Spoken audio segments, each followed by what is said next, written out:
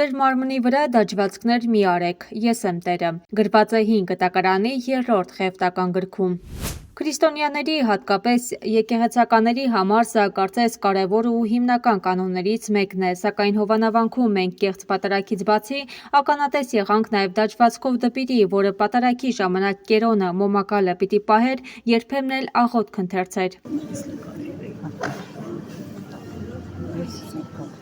Դաջվածքով հայտնի դարձած դպիրից մենք փորձեցինք հասկանալ, երբ է ընդունելի դարձել դաջվածք կրելը եկեղեցականների համար, սակայն բառ անգամ չխոսեց մեզ հետ։ Որպես եկեղեցական ձեզ համար ընդունելի է դաջվածքով լինելը։ Բացառություն եք։ Չեք խոսում ես հետ։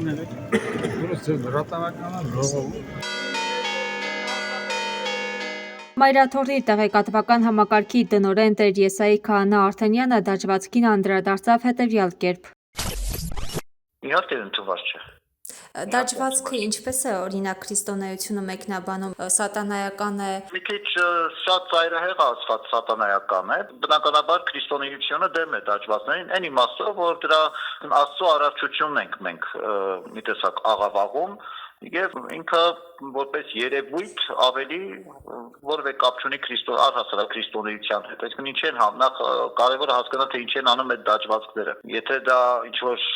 նոր ամուսություն է, նոր այսպես մոդա է եւ այլն,